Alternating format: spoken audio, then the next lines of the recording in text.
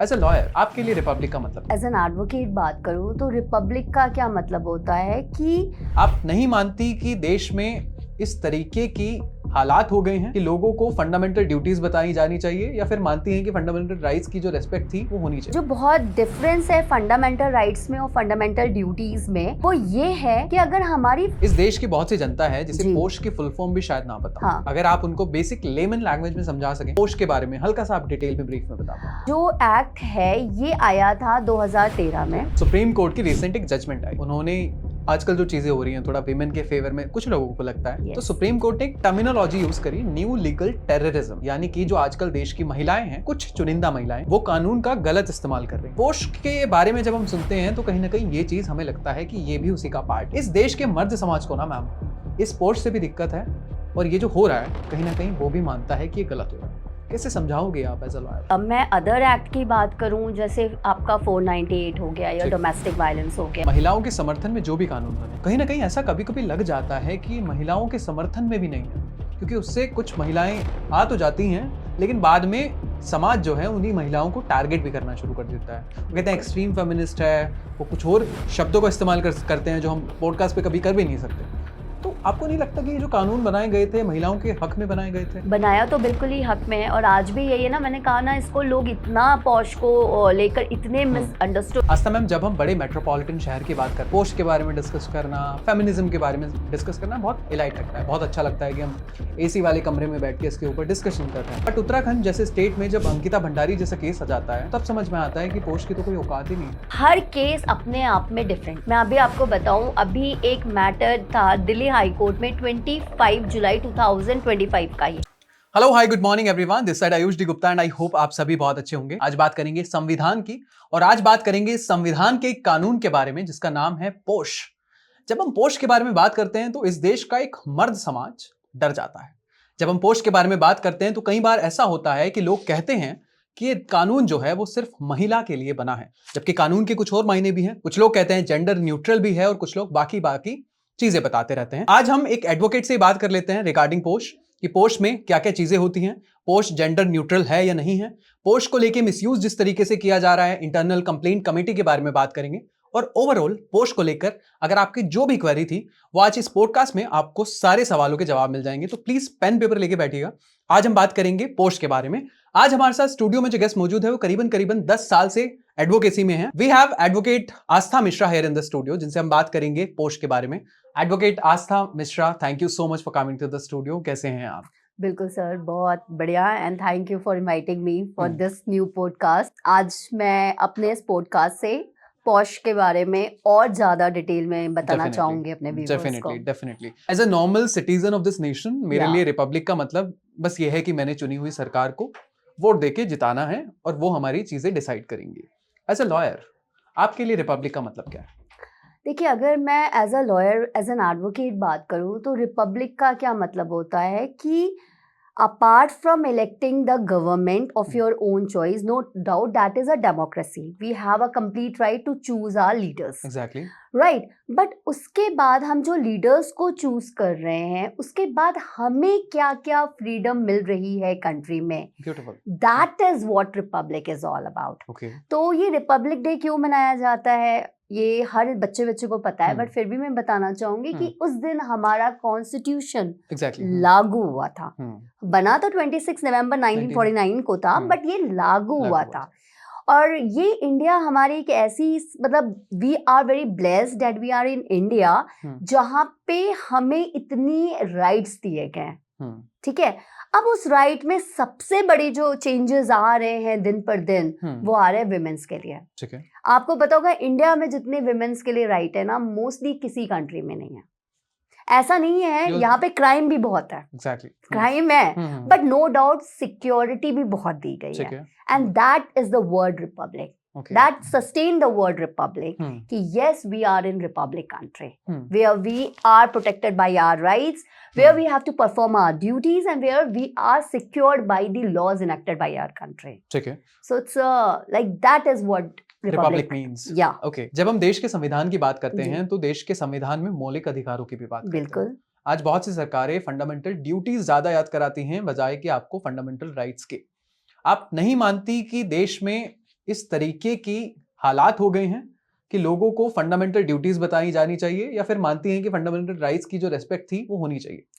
देखिए, एक जो बहुत डिफरेंस है फंडामेंटल राइट्स में और फंडामेंटल ड्यूटीज में, वो ये है कि अगर हमारी फंडामेंटल राइट्स वायलेट होती हैं तो हम डायरेक्टली मूव करते हैं हाई कोर्ट या सुप्रीम कोर्ट। उसके लिए आपको नीचे की कोर्ट जाने की जरूरत नहीं है, आपके पास राइट है कि आप सीधे हायर कोर्ट में जा सकते हो, दैट इज एनफोर्सेबल। बट अगर आप फंडामेंटल ड्यूटीज नहीं करते हो तो that is not challengeable before the court. ठीक है, तो इसके लिए क्या है, आपको लगता है, क्योंकि हमारी कंट्री में लोगों का सबसे बड़ा जो लैकुना है कि उनको जब तक किसी चीज की पनिशमेंट नहीं मिलेगी ना, they take everything is a very lighter way, for granted. उनको पता है कि भाई फंडामेंटल राइट वायलेट होगी तो हम सुप्रीम कोर्ट चले जाएंगे, बट ठीक है अगर हम फंडामेंटल ड्यूटी नहीं करते तो कुछ नहीं होगा। तो अब क्योंकि वो कॉन्स्टिट्यूशन में लिखा हुआ है कि आप उसको चैलेंज नहीं कर सकते, तो बट हमारे पास क्या रास्ता है कि हम ज्यादा से ज्यादा अवेयरनेस फैलाएं कि लोग अपनी ड्यूटी को भी उतना ही समझे जितने वो अपने हक के लिए लड़ते हैं। तो दैट इज ठीक है। India is ready to celebrate 77th republic day. बहुत सारे चेंजेस आए भी हैं, बहुत सारे चेंजेस आने भी हैं, बहुत सारे कानून पास कर दिए जाते हैं, बहुत सारे कानून वापस भी ले लिए जाते हैं। बीइंग अ लॉयर, आपको इस देश में किस किस कानून की जरूरत है अभी भी? क्योंकि मैं अभी यहाँ पे पॉश के लिए आई हूँ तो मैं उससे रिलेटेड ही आपको बताना चाहूंगी कि मैं चाहती हूँ कि ये जो कानून बना है, नो डाउट इसमें सुप्रीम कोर्ट आज दिन पर दिन इसमें बहुत ज्यादा सीरियसनेस ले रही है और बहुत ज्यादा फोकस कर रही है कि ये ज्यादा से ज्यादा इम्प्लीमेंट हो। तो अगर मैं चाहूंगी चेंजेस आए इस एक्ट में तो वो सबसे बड़ा चेंज आए कि इसको ज्यादा से ज्यादा जेंडर न्यूट्रल कर दीजिए, ताकि जो ये मेन को लग रहा है कि एक्सप्लॉयटेशन टूल है या ये उनके खिलाफ कोई एक्ट आ गया है, तो उनके अंदर का भी डर खत्म हो और एक बैलेंस एनवायरनमेंट जो है वो मिले कॉर्पोरेट फील्ड में। आप बीइंग अ वुमेन ये कह रही हैं कि थोड़ा यस, मैं बीइंग अ वुमेन कह रही हूँ, क्योंकि देखिए लॉ क्या है, लॉ दोनों के लिए होना चाहिए। ठीक है, बट मैं आपको बताऊं कि ये एक्ट में कहीं ना कहीं बैलेंस दिया है, बट क्योंकि इतना इसको हाईलाइट कर दिया गया है कि protection of women from sexual harassment, protection of women, वहां पे ये नहीं लिखा है प्रोटेक्शन ऑफ द एम्प्लॉइज, वहां पे लिखा है प्रोटेक्शन ऑफ विमेन। इसलिए सिर्फ इनको लगता है कि ये सिर्फ औरतों के लिए ही है, बट ऐसा नहीं है, मैं आगे आपको बताऊंगी। ठीक है, इस देश की बहुत सी जनता है जिसे पोश की फुल फॉर्म भी शायद ना पता। हाँ, अगर आप उनको बेसिक लेमन लैंग्वेज में समझा सकें, क्योंकि लॉयर की लैंग्वेज बहुत टफ हो जाती है, लेकिन एक लेमन लैंग्वेज में अगर बता पाएं कि पोश के बारे में हल्का सा आप डिटेल में ब्रीफ में बता पाएं। ये जो एक्ट है ये आया था 2013 में। ठीक है, ये एक्ट ऐसे ही नहीं आया था, इसके लिए बहुत पीछे बहुत लड़ाइयाँ हुई है। 1997 में गाइडलाइंस बनती है, विशाखा गाइडलाइंस, जिसके तहत उस गाइडलाइंस में किया गया था कि वर्क प्लेस पे कैसा कैसा माहौल बनाया जाए, और उसको देखते हुए ये 2013 में एक्ट आया। तो ये एक्ट है क्या, ये कानून है क्या? ये कानून है। पहली बात मैं इस पे फोकस करूंगी, कानून है। ठीक है, जहां कानून होती है वहां पनिशमेंट होगी अगर आप उसको कंप्लाई नहीं करोगे। तो 2013 में गवर्नमेंट एक एक्ट लाती है, that is the protection of women from sexual harassment at work place. ये एक्ट 3 चीजों की बात करता है, प्रिवेंशन, प्रोहिबिशन एंड रिड्रेसल। मैं इनको समझाना चाहूंगी। प्रोहिबिशन क्या होता है कि कोई चीज हो, प्रिवेंशन क्या होता है कि कोई कहते हैं ना prevention is better than cure, exactly, कि कुछ हो उसके पहले ही हम उसे रोक लें। तो प्रिवेंशन भी करता है, ये पहले ही ऐसी चीजें फैलाएगा कि आप ये सारे क्राइम्स हो ही ना वर्क प्लेस में, जिसके लिए क्या होता है हम अवेयरनेस सेशन करते हैं कि एम्प्लॉइज को काफी अवेयर कर लो कि उनकी पॉश है क्या। ठीक है, अगर मान लीजिए होता है प्रोहिबिट, अब अगर मान लीजिए इतनी अवेयरनेस के बाद भी हो रहा है तो हमें उसको कैसे रोकना है, ये भी इस एक्ट की बात होती है, इस एक्ट में बात होती है। फिर ये कहता है रेड्रेसल। रेड्रेसल का मतलब होता है रेमेडी। अगर अब ये हो गया तो उसके बाद एक विक्टिम के पास क्या क्या रेमेडी है वो भी इस एक्ट में बताया गया है। तो ये तीनों की बात करता है। तो सिंपल वे में मैं कहूंगी ये एक एक्ट आया है जो विमेन को उसके वर्क प्लेस पे किसी भी तरीके का सेक्सुअल हैरेसमेंट होने से उसका प्रोटेक्शन देता है। ठीक है, सुप्रीम कोर्ट की रिसेंट एक जजमेंट आई, उन्होंने आजकल जो चीजें हो रही हैं थोड़ा विमेन के फेवर में कुछ लोगों को लगता है, तो सुप्रीम कोर्ट ने एक टर्मिनोलॉजी यूज करी, न्यू लीगल टेररिज्म, यानी कि जो आजकल देश की महिलाएं हैं, कुछ चुनिंदा महिलाएं, वो कानून का गलत इस्तेमाल कर रही हैं। पोश के बारे में जब हम सुनते हैं तो कहीं ना कहीं ये चीज हमें लगता है कि ये भी उसी का पार्ट है।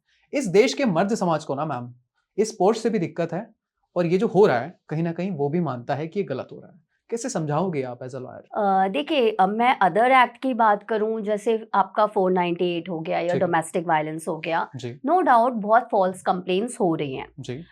मैं आपको वहाँ के सेक्शन में, मतलब वहाँ के लॉ में और यहाँ के लॉ में एक डिफरेंस बताना चाहूंगी कि अगर आप बीएनएस या आप डोमेस्टिक वायलेंस में जाते हो, जो वहाँ पे ये चीज नहीं होती कि अगर विमेन ने कोई फॉल्स कंप्लेंट कर दी तो उसके खिलाफ क्या एक्शन होगा, ये उन सेक्शंस में नहीं है, उन एक्ट्स में नहीं मेंशन्ड है क्लियरली। ठीक है, नो डाउट बहुत फॉल्स कंप्लेंट हो रही हैं, लेडी कर रही हैं just to extort the money and all, that is a different part. और इससे ये बहुत अनफॉर्चुनेटली कहना पड़ता है कि सच में जिस लेडी के साथ फिर गलत हो रहा है ना, वो भी सफर कर रही है, ठीक है, इस मिसयूज की वजह से, but that is a different part. If I talk about the POSH act, POSH act लगता है कि it is just specially for the females, no doubt female के लिए ही है, बट उसमें बहुत क्लियरली ये मेंशन्ड है कि अगर आप कोई फॉल्स कंप्लेंट करोगे तो आपको भी उसके लिए पनिशमेंट मिलेगी, आपको भी जॉब से निकाला जाएगा, आपको भी डिमोट किया जाएगा। तो वो एक जो कहते हैं ना कि अगर लड़कियां फॉल्स कंप्लेंट करना भी चाहें तो एक्ट उनको कहीं ना कहीं डराएगा, तो वहां पे मिसयूज के चांसेस थोड़े कम है। आस्था मैम, जब मिसयूज के चांसेस की बात आप कर रही हैं तो कहीं ना कहीं आप तो जानती हैं कि जो फाइनल जजमेंट की बात आती है तो कहीं ना कहीं निकलता यही है कि लेडी ने चीज को एग्जैजरेट कर दिया था। तो ये जो चीजें होती हैं ये कहीं ना कहीं जब समाज में, मीडिया ट्रायल में और बाकी सारी चीजों में जब मीडिया में आती हैं तो लोगों को लगता है कि एक महिला ने गलत किया। कैसे रिएक्ट कैसे करते हो आप इन चीजों पर? देखिए, जो पॉश एक्ट है ना, वो कहता है कि कोई भी अनवेलकम एक्ट अगर आप विमेन के साथ करते हो वर्क प्लेस पे, ठीक है, कोई फर्क नहीं पड़ता कि वो एक्ट छोटा है कि वो बड़ा है। ठीक है, आपने कहा ना कि विमेन बढ़ा चढ़ा के वो बता रही है, हमें ऐसा लगता है वो बढ़ा चढ़ा के बता रही है क्योंकि हम उसे बहुत नॉर्मल सेंस में देख रहे हैं, बट हो सकता है वो जो एक्ट उस पर्सन ने किया उस विमेन के अगेंस्ट में, तो वो एक्ट उसके लिए बहुत बड़ा हो, और यही पॉश एक्ट है। यहाँ पे सिर्फ फर्क नहीं पड़ता कि एक्ट छोटा है कि एक्ट बड़ा है, जो पर्सन ने किया है जिसका इम्पैक्ट क्या पड़ा विमेन पे वो मैटर करता है। फिर जब वो बाहर जाती है चीजें तो मीडिया वाले उसको अलग अलग तरीके से हाईलाइट करते हैं, उनको लगता है अरे ठीक है ना, घूरने के लिए या किसी मेल कॉलीग ने इनको छेड़ दिया, इसके लिए इन्होंने इतना लड़ाई की, तो वो एक अलग हाईलाइट हो जाता है। बट इट ऑल डिपेंड्स कि what is the impact of that act on the women. तो यहाँ पे आप इस चीज को ये नहीं कह सकते कि बढ़ा चढ़ा के एक विमेन ने लिखा, उस पे क्या असर पड़ा था, उसने उसको कितना एलैबोरेट करके लिखा, दैट इज द पॉइंट। ठीक है आस्था मैम, महिलाओं के समर्थन में जो भी कानून बने, कहीं ना कहीं ऐसा कभी कभी लग जाता है कि महिलाओं के समर्थन में भी नहीं है, क्योंकि उससे कुछ महिलाएं आ तो जाती हैं लेकिन बाद में समाज जो है उन्हीं महिलाओं को टारगेट भी करना शुरू कर देता है। वो कहते हैं एक्सट्रीम फेमिनिस्ट है, वो कुछ और शब्दों का इस्तेमाल करते हैं जो हम पॉडकास्ट पे कभी कर भी नहीं सकते। तो आपको नहीं लगता कि ये जो कानून बनाए गए थे महिलाओं के हक में बनाए गए थे? बनाया तो बिल्कुल ही हक में है, और आज भी यही है ना, मैंने कहा ना, इसको लोग इतना पॉश को लेकर इतने मिसअंडरस्टूड है कि ये मेल एक्सप्लॉयटेशन टूल है, ये सिर्फ विमेन की सेफ्टी के लिए आया है। आप पता नहीं क्यों सोच ही नहीं पा रहे हो कि ये सिर्फ इसलिए आया है ताकि विमेन निडर होकर ज्यादा से ज्यादा पार्टिसिपेट करें, और अगर विमेन ज्यादा से ज्यादा पार्टिसिपेट करेंगी तो अनडाउटली हमारी जीडीपी बढ़ेगी। क्योंकि विमेन जो काम करती है ना, वो ऑब्वियस सी बात है मेन से ज्यादा काम करती है, ये फैक्ट बात है। और फिर अगर जब हमारे पार्टिसिपेशन विमेन का ज्यादा होगा तो ऑब्वियस सी बात है अच्छी काम होंगे, ग्रोथ होगी कंपनी की। तो ये कहीं ना कहीं इसको पॉजिटिव लीजिए, ये किसी के ऊपर एक्सप्लॉयटेशन के लिए नहीं आया है, ये सिर्फ एक सेफ्टी के लिए आया है जो हर विमेन को जानना चाहिए किसी वर्क प्लेस में जाने से पहले। ठीक है आस्था मैम, अगर यही चीज आपने जो बताई कि मर्दों के खिलाफ नहीं है और देश के जो आदमी लोग हैं उनके खिलाफ नहीं है, तो ऐसा क्यों है कि 99% इस देश के मर्द खिलाफ हैं इस कानून के? क्योंकि इसमें एकदम साफ लिखा गया है कि जो विक्टिम होगी वो सिर्फ और सिर्फ विमेन होगी। आपको भी पता है, गुड़गांव हो, बड़े बड़ी बिग एमएनसीज जहां जहां है, बड़ी मेजर सिटीज में, आप हर जगह देखोगे ऐसा नहीं है कि मेल के साथ नहीं हो रहा होगा। ठीक है, बहुत फीमेल सीईओज होती हैं जो अपने ही नीचे जो मेल कॉलीग होते हैं उनके साथ गलत तरीके से बिहेव करती है, और ये कई हाईलाइट हुए हैं मैटर्स, लेकिन बट उस वहां पे प्रॉब्लम ये आती है कि जो मेन विक्टिम है वो कंप्लेन आईसी में नहीं कर पाएगा, ठीक है, वो इंटरनल कंप्लेन कमेटी में नहीं कर पाएगा, उसको कहाँ करना पड़ेगा, सीधे सीधे अपने एचआर को। That is the only jurisdiction to him. अब उसके साथ भी तो हैरेसमेंट हुआ, कई मेल हैं जिनके लिए बहुत ज्यादा हुआ होगा ये, अब वो क्या करें इस चीज को, एक जनरल अपने एचआर को बताएंगे, एचआर समझा के केस खत्म कर देगा, क्योंकि वो इंटरनल है, एचआर के हाथ में है, ये रिपोर्ट कहीं चैलेंज नहीं होगी, अगर एचआर चाहेगा तो एक्शन लेगा, नहीं चाहेगा तो नहीं लेगा। बट यहाँ पे क्या है कि अगर कोई विमेन के साथ कुछ होता है, ठीक है, तो उसके पास है मौका कि वो जाके अपनी इंटरनल कमेटी में कंप्लेन करे, और वहां पे प्रॉपर इन्वेस्टिगेशन होगा जैसे ही कोर्ट में होता है, और अगर विमेन खुश नहीं होती है उस रिपोर्ट से, उसको लगता है उसके साथ गलत हुआ है, आईसी ने रिपोर्ट सही नहीं दी, तो शी कैन चैलेंज ऑल्सो। तो वहां पे ये चीज जो आपको समझ में आ रहा होगा कि बहुत ज्यादा पावर आ जाती है विमेन्स के पास, और इस चीज में मेल मेंबर्स जो भी होते हैं उनके पास नहीं होती है, नहीं हो पाती। आप एक क्या, और मेल के लिए ना सर सबसे बड़ी बात हो जाएगी कि अगर वो जाके अपने 10 लोगों में बताते हैं कि मेरी फीमेल सीईओ ने या मेरी फीमेल सीनियर ऑफिसर ने मेरे साथ ऐसा किया, तो जो उसके साथ 9 बैठे होंगे ना, वो उसका मजाक ही उड़ाएंगे। एग्जैक्टली, लोग ये कहते हैं, और शायद मुझे बुरा भी नहीं लगेगा बोलते हुए कि तूने तो मजे लिए होंगे। हाँ राइट, बिल्कुल बिल्कुल, वो खुद ही कहेंगे उसको, तो वो ना स्टेप वो वैसे भी नहीं उठा सकता, और उठाएगा भी तो उसके पास जुरिसडिक्शन एरिया बहुत कम है। ठीक है। आस्था मैम, आजकल ना वीडियोस बहुत वायरल हो रही हैं सोशल मीडिया पे, जो मीम्स बनाती हैं पोश को लेकर, आपने देखी है? हाँ जी बिल्कुल, कॉर्पोरेट एम्प्लॉइज वीडियोस बनाते हैं, बिल्कुल। उन वीडियोस को देखने के बाद आपको नहीं लगता कि पोश का मजाक बना रहे हैं, मजाक बन चुका है? यस। एक मेम्स देखा था, उसमें वो एक उसकी एचआर बोलती है कि तुमने XYZ लड़की के साथ अभी कल कॉफी के लिए बोला, तो वो कहता है ठीक है नहीं बोलूंगा, फिर वो उसको बोलता है अच्छा ठीक है मैम आप खाली हैं कल, तो मतलब दिस टाइप का वो बन रहा है। एक्चुअली नो डाउट कहीं ना कहीं ये मेम्स बनाकर हम अवेयरनेस क्रिएट करना चाह रहे हैं, बट इसकी सीरियसनेस नहीं बता रहे हैं। वो एक सिंपल सा आपने उसको जोक बना दिया है कि POSH act is just like a dummy in every corporate organisation, and reality भी अभी तक यही है कि बहुत ज्यादा ऑर्गेनाइजेशन इसको इम्प्लीमेंट नहीं कर रहा है, because they have to focus in their brands name, they have to focus in their stock values, ठीक है, they are not going to involve in the legal cases, तो वो इतना ध्यान नहीं दे रहे हैं। तो ये एक कहीं ना कहीं एक जस्ट डमी लॉ बना हुआ है अभी आज के टाइम पे। आस्था मैम, अभी आपने हाल फिलहाल में एप्स्टीन फाइल्स के बारे में पढ़ा है? यस। जब इस देश के बड़े-बड़े, इस देश के नहीं, इस दुनिया के बड़े से बड़े पॉलिटिशियंस पकड़े जाते हैं, और अभी तक भी जो साथ में लेडीज हैं उनकी फोटोज नहीं दिखाई जा रही हैं, एंड यू कैन अंडरस्टैंड कि जब ये दुनिया लेवल पे इस लेवल का हो रहा है, तो इंडिया में पोस्ट बना लो या कुछ भी कर लो, आपको लगता है कुछ हेल्प मिलेगी?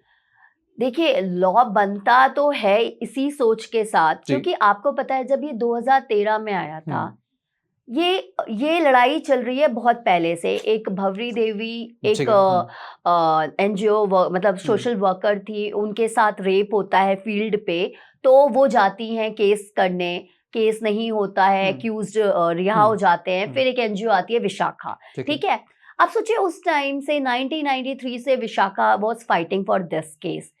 अब जब हमने लॉ बनाया होगा तो कुछ तो सोचा होगा ना कि प्रोटेक्शन है, आप ऐसा लगता है कि नहीं है, बट मैं बताऊं सर, अगर आप इसका यूज करोगे तो literally it's a good protection for the women. ठीक है।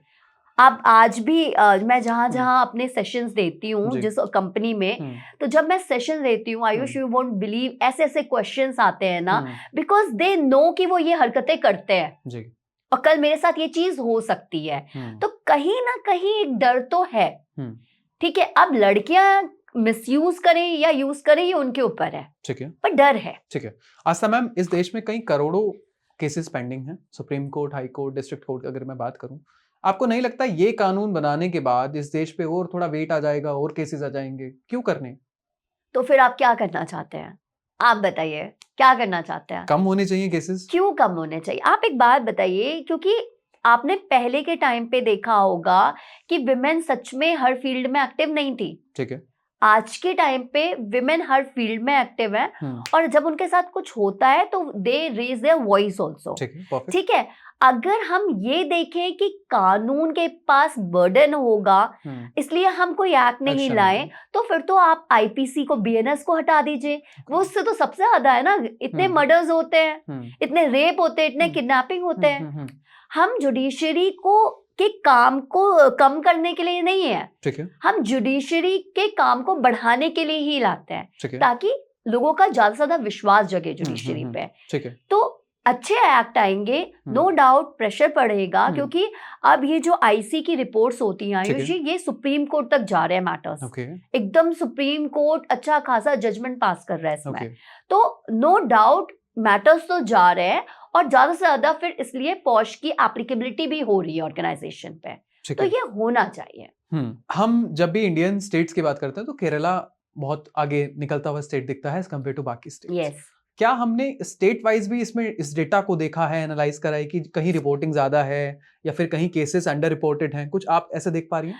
नहीं, मैं देखती हूँ जो नेशनल कमीशन ऑफ विमेन है, ठीक है, उन्होंने वो अपने साइट पे डिस्प्ले करती हैं कि ये कंप्लेंट्स वर्क प्लेस से रिलेटेड आई है। ठीक है, अभी उनका 25 तक का डेटा था कि 23,000 कंप्लेंट्स आर देयर, जो रिलेटेड टू वर्क प्लेस है।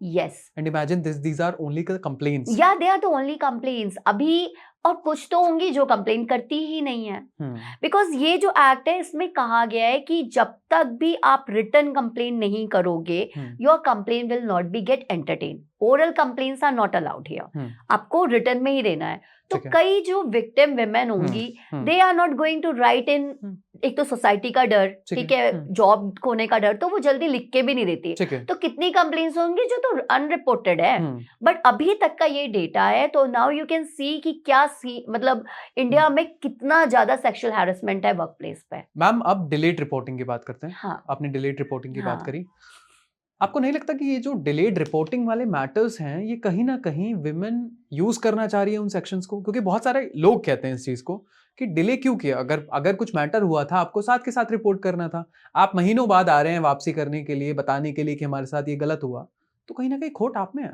इस एक्ट की बात करूं, मैंने बोला ना, इस एक्ट पे बहुत ज्यादा फोकस किया जाता है कि विमेन पे क्या इम्पैक्ट आया, ठीक है, सामने वाले पर्सन के एक्ट का क्या इम्पैक्ट आया। अब देखिए, हो सकता है वो, फिर से मैं कहूंगी, एक्ट हमारे लिए छोटा, उस विमेन के लिए ना हो। कभी कभी बहुत ही ज्यादा हीनस क्राइम्स होता है, असॉल्ट होता है, बहुत ब्लैकमेलिंग्स होती हैं, ठीक है। कभी कभी जो हीनस क्राइम्स होते हैं वो इतने ज्यादा ट्रॉमेटाइज करते हैं एक विमेन को कि विमेन प्रिपेयर नहीं हो पाती, ठीक है। और हो सकता है वो अपने घर पे जाके बता रही हो, अपने कॉलीग्स को बता रही हो, तो कोई इसको सपोर्ट नहीं कर रहा हो। उसको पता है कि अगर मैंने कोई एक्शन लिया तो कोई मुझे सपोर्ट नहीं करेगा, ये भी एक डर होता है। इन सारी चीजों को देखते हुए ही मतलब पॉश एक्ट में एक टाइम लिमिट दी गई है कि आप 3 मंथ्स के अंदर, ठीक है, आप कंप्लेन करिए। टाइम लिमिट है 3 मंथ्स। और बहुत ज्यादा एक्सट्रीम केस है, अगर बहुत अनअवॉइडेबल सिचुएशन है, तो आप 3 मंथ्स के बाद भी कंप्लेन कर सकते हो, बट दैट डिपेंड्स, ठीक है, फिर वो बहुत ही ज्यादा हो। तो ऐसा नहीं कि जो 3 मंथ्स का टाइम है, और ये नहीं कि आपने आज 4 महीने पहले की कंप्लेन आके कर दी, वो 3 मंथ्स का ड्यूरेशन आपका क्यों हुआ और आज आप 3 मंथ्स के बाद क्यों कंप्लेन कर रहे हो, वो आईसी को आपको बताना पड़ेगा। तो ऐसा नहीं कि कोई प्री प्लॉटेड होता है, बट ठीक है, कभी कभी विमेन को टाइम लगता है अपने लिए स्टेप उठाने का, इसीलिए, लेकिन एक fix time period within इन 3 months you have to complain. ठीक है। आस्था मैम, जब हम वर्क प्लेस की बात करते हैं, चाहे आपने कॉर्पोरेट वर्ल्ड की बात करें, गवर्नमेंट ऑफिशियल्स के अंडर जो वीमेन काम कर रही हैं उनकी बात करें, तो आपको नहीं लगता कि एनवायरनमेंट बहुत टॉक्सिक होता जा रहा है? अब इंसान पहले ये होता था कि बहुत फ्रेंडली रहते थे, एक लड़का एक लड़की बहुत अच्छे से बात कर रहे हैं, प्यार से बात कर रहे हैं। अब हर इंसान को एक डर सता रहा है कि यार ये लड़की कहीं मेरे ऊपर केस ना कर दे, अगर वो बात कर रहा है उसको लगता है कि कहीं इससे भी पोस्ट ना लग जाए। डर तो बैठा है ना। बिल्कुल, देखिए डर तो है। मैं बताया ना, जब मैं सेशंस देती हूँ तो मुझे ऐसे क्वेश्चंस आते हैं, मुझे लगता है कि पर्सन ऐसा क्वेश्चन क्यों कर रहा है। जैसे फॉर एग्जांपल, मतलब मैंने अभी एक जगह ट्रेनिंग दी, तो वहां पे आया कि मैम, एक लड़की ने मुझसे पूछा कि मैम क्या कोई कैरेक्टर एसेसिनेशन करेगा तो भी पॉश पे आएगा, ठीक है।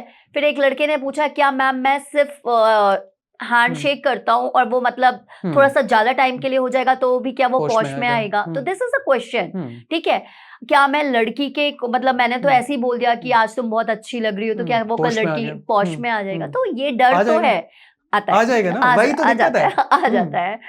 लेकिन अब मैं आपको बताऊं, जैसे अब आपने कहा किसी फीमेल कॉलीग की अगर आप तारीफ कर रहे हो कि यार आज आप बहुत सुंदर लग रहे हो, ठीक है, देखो एक जेंटल वे में तारीफ करना लड़की को भी अच्छा लगेगा यार, मतलब अच्छा लगेगा, ठीक है इसने मेरे को अप्रिशिएट किया, बट यार क्या लग रही हो यार तुम, that is a different tone.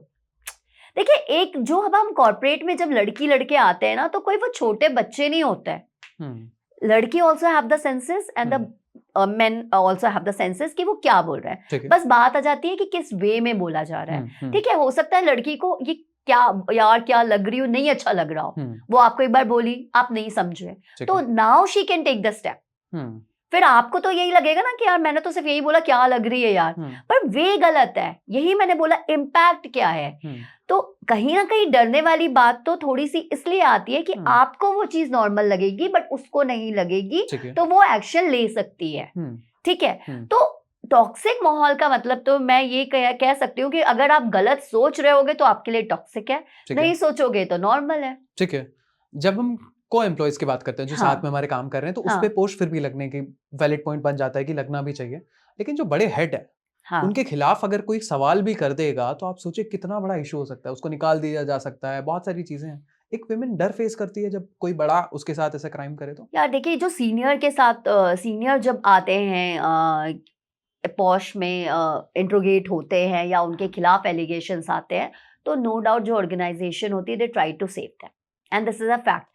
एक बहुत के इसी तरीके का हाईलाइटेड केस सुप्रीम कोर्ट में गया था 2013 के आसपास, दैट इज उस केस में सुप्रीम कोर्ट ने कहा कि अगर सीनियर को बचाने के लिए आप ऐसे ही कुछ लूप होल्स करते हो, बट कहीं ना कहीं विमेन की जो safety at work place that is her fundamental right, ठीक है, उसकी राइट वायलेट हो रही है, तो ये जो ऑर्गेनाइजेशन है ऐसे लूप होल्स नहीं कर सकते अपने सीनियर को बचाने के लिए। ये मैटर यहाँ तक गया था, तो आप समझ सकते हो कि सीनियर को नो डाउट बचाने के लिए किया जाता है, बट क्योंकि हम ये डर नहीं सकते, ठीक है, ऐसे आप डरोगे तो फिर तो आप कभी एक्शन नहीं लोगे, और जो होगा भी ना, जो ये क्राइम करेगा ना, वो नॉर्मल सी बात है, वो नीचे के लेवल का जल्दी होगा भी नहीं, वो हाई उसमें ही होगा, क्योंकि आप ये सब फेवर लेने के लिए कुछ क्या होता है ना कि सेक्सुअल हैरेसमेंट दो तरीके के होते हैं, एक होता है कि आप उनको कुछ फेवर लेने के लिए कुछ रिटर्न में दे रहे हो, वो वही कर सकता है जो सीनियर लेवल का होगा, वो यही कहेगा ना कि तुम मुझे यार ये फेवर दे दो, मैं तुम्हारी प्रमोशन करा देता हूँ या मैं तुम्हें ये कर दूंगा,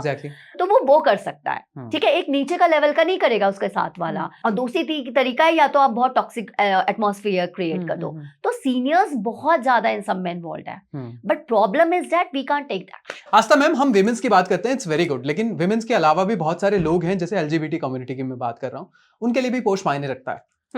मैं सिर्फ ये जानना चाहता हूँ कि विमेंस चलो कर भी देंगी, लेकिन जब हम बाकी लेस्बियंस, गे, ट्रांसजेंडर या बाकी लोगों के बारे में बात करें तो उनको कहीं ना कहीं डर लगता है।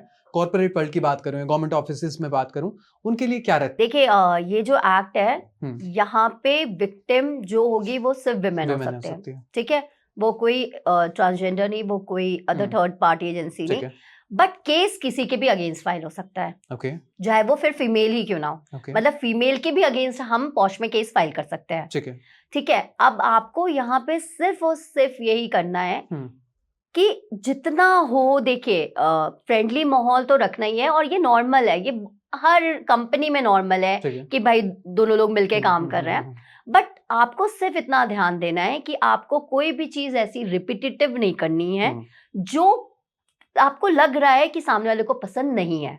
बाई चांस एक बार में होगा, कोई एक्शन नहीं लेता है एक बार में, अगर इतना है तो ये आईसी भी नो डाउट आगे मैटर आईसी में जाएगा, ठीक है ना, ऐसा नहीं है कि आपके खिलाफ एक बार कंप्लेंट हो गई तो आप कल्प्रिट हो गए, ऐसा कुछ नहीं है, आईसी प्रॉपर इन्वेस्टिगेट करेगी, जब मैटर छोटा सा रहेगा कुछ होगा ही नहीं, but the main thing should be that कि आप कोई भी ऐसा एक्ट जो सामने वाले को पसंद नहीं हो वो रिपीटेटिव मत करिए, ठीक है, that's the only thing. Okay, ठीक है। आस्था मैम, जब हम बड़े मेट्रोपॉलिटन शहर की बात करते हैं तो पोस्ट के बारे में डिस्कस करना, फेमिनिज्म के बारे में डिस्कस करना बहुत इलाइट लगता है, बहुत अच्छा लगता है कि हम एसी वाले कमरे में बैठ के इसके ऊपर डिस्कशन कर रहे हैं, बट उत्तराखंड जैसे स्टेट में जब अंकिता भंडारी जैसा केस आ जाता है तब समझ में आता है कि पोस्ट की तो कोई औकात ही नहीं है। वैसे पॉश की तो मैं देखिए सर, हर केस अपने आप में डिफरेंट है, ठीक है, मैं अभी आपको बताऊं, अभी एक मैटर था दिल्ली हाई कोर्ट में 25 जुलाई 2025 का ही 25 जुलाई 2025 का ही मैटर है वो, जिसमें मैं नाम तो डिस्क्लोज नहीं करूंगी, ठीक है, जिसमें असिस्टेंट प्रोफेसर दिल्ली यूनिवर्सिटी को he was charge under the POSH act, ठीक है। अब आप समझ लीजिए कि हम छोटी कंपनीज की बात करते हैं कि अगर पॉश लग गया तो क्या होगा, ठीक है, जॉब चली जाएगी, इतना ही तो होगा ना, लोगों को ये लगता है। बट जब आप किसी गवर्नमेंट ऑर्गेनाइजेशन में हो और आपके ऊपर पॉश लग जाए और आपकी जॉब चली जाए, नाउ यू कैन इमेजिन। तो ये इसकी गहराई को ना तब समझ में आ सकता है जब आप अवेयरनेस दो। और मैं प्राइवेट भी जब कंपनीज में देती हूँ तो मैं यही बताती हूँ कि आपके ऊपर अगर आज एक चार्ज लग जाता है पॉश का, कल आप किसी बड़ी कंपनी में जाओगे, हर बड़ी कंपनी वेरीफाई करती है, अगर आपके ऊपर एक एलिगेशन है तो कल आपको वहां पे जॉब मिलने भी मुश्किल है। Your future, this is stigma to your future. तो ये कोई एक मजाक नहीं है।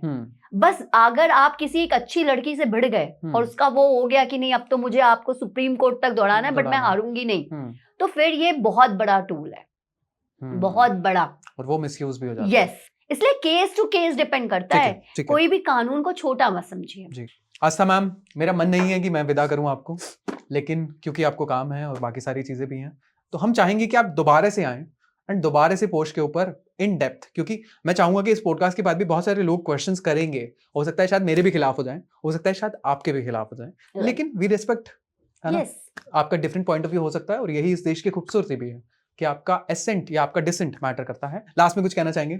यस, मैं यही कहना चाहूंगी कि कोई भी कानून है उससे डरे नहीं, उसको समझें, ठीक है। और ऑब्वियसली बात है हर इंसान कानून नहीं समझ सकता, ठीक है, आई कैन अंडरस्टैंड, बट अगर आप हम लोगों के रील से मतलब हम लोगों के वीडियोस से अगर आपको थोड़ी भी अवेयरनेस होगी तो ये मेरे लिए बहुत बड़ी बात होगी, राइट, कि आप इसको समझिए कि ये आपके अगेंस्ट में नहीं बना है, ये सिर्फ आपके प्रोटेक्शन के लिए। एग्जैक्टली। आस्था मैम, बहुत सारे लोग आपसे जुड़ना चाहेंगे इस पॉडकास्ट को देखने के बाद, वो आपसे किस तरीके से कनेक्ट कर सकते हैं? प्लीज अगर आप कैमरा में एक बार देखिए। तो मेरा इंस्टाग्राम चैनल है, that is a posh legal lens, and मैं यूट्यूब पे भी हूँ, तो आप मुझे वहां पे भी कांटेक्ट कर सकते हैं, एंड मेरा फोन नंबर भी वहां पे है, तो for any queries you can contact me on this number. ठीक है, एक आखिरी सवाल मेरा आपसे, अगर आपको लॉ मिनिस्टर बना दिया जाता है, इस देश में कानून बदलने की इजाजत अगर आपके पास आपको दी जाती है, जो कि सुप्रीम कोर्ट भी ऑफ कोर्स करता है, लेकिन मैंने सीजेआई ने लेके मैंने आपको लॉ मिनिस्टर की उपाधि दी है आज। वेरी गुड, चलो बहुत तो, अच्छी बात है। हाइपोथेटिकल सिचुएशन क्रिएट करते हैं,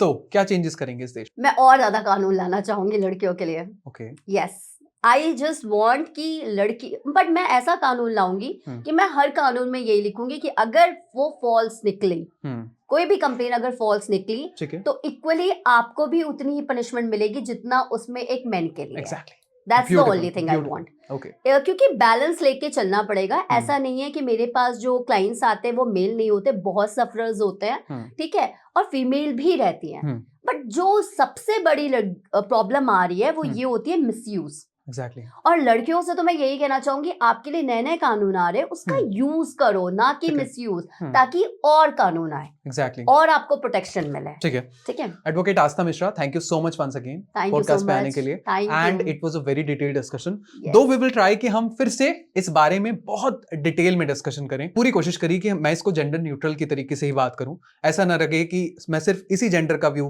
पॉइंट ऑफ व्यू रख रहा हूं या फिर इसी जेंडर की मैं बात कर रहा हूं। आगे पॉडकास्ट में हम कोशिश करेंगे कि और डिटेल में हम इस बारे में डिस्कशन करें। Once again thank you so much ma'am, and I Ayush D Gupta signing off. अपना बहुत ख्याल रखें, जय हिंद।